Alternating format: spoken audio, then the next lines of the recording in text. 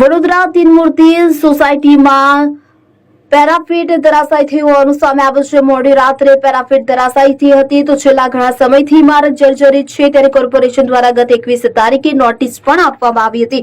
બિલ્ડિંગમાં રહેવા યોગ્ય ન હોવાને કારણે કોર્પોરેશન દ્વારા નોટિસ આપવામાં આવી હતી। હાલ બિલ્ડિંગમાં 10 થી વધુ પરિવારો વસવાટ કરે છે। કેટલાક પરિવારો ભયના કારણે બિલ્ડિંગ ખાલી કરીને અન્ય જગ્યાએ જતા રહ્યા છે ત્યારે હાલ રહેતા સ્થાનિકો રીડેવલપમેન્ટની માંગ કરી રહ્યા છે। છેલ્લા 3 વર્ષથી પરિવારો રીડેવલપમેન્ટની માંગ કરી રહ્યા છે। રિપોર્ટર અનુપ લિંબાસિયા। આ ગોયાગેટ સર્કલથી લાલબાગ એસઆરપી ગ્રુપ 1 તરફ જવાનો રસ્તો છે।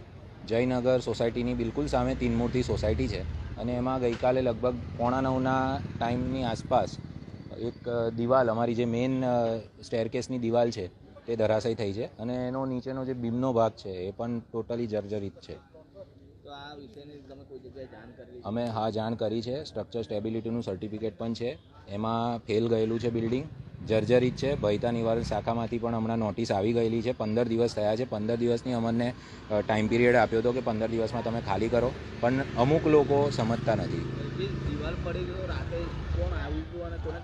અમે ફાયર બ્રિગેડ, પોલીસ અને ગેસ ઓફિસમાં પણ કોલ કર્યો હતો અને એમાંથી લોકો આવ્યા હતા। એમને કોઓપરેટ ઘણું સારી રીતે કર્યું અને તે પછી એમને પણ અમને જાણ કરી કે આને તમે ખાલી જેટલી જલ્દી બને એટલું કરો તો વધારે સારું છે, કારણ કે એ લોકોએ જોયા પછી પણ એ લોકોએ કીધું કે આ ટોટલી જર્જરિત છે બિલ્ડિંગ, કારણ કે બધી બાજુ પર જે મેઇન અમારો સ્લેબ છે એ સ્લેબ આખો પ્લસ માઇનસ છે, અપડાઉન થાય છે, પગ મૂકીએ ને તો આખું ધમધમે છે। હવે એવી જગ્યાએ અમે રહી શકતા નથી। અમારો પાર્કિંગ સ્પેસ આ છે, તમે આ જમણી બાજુ જોઈ શકો છો। આ પાર્કિંગ સ્પેસ છે જે અમારો કોઈ પર્સનલ યુઝ માટે દબાણ કરેલું છે અને એ વર્ષોથી છે।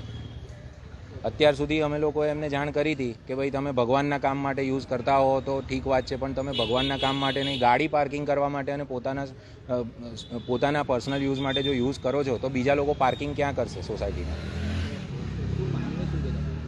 અમારી માંગણી એ જ છે કે અમને એક નવું વ્યવસ્થિત અમે બિલ્ડિંગ બનાવીએ અને બધા શાંતિથી ત્યાં રહી શકીએ।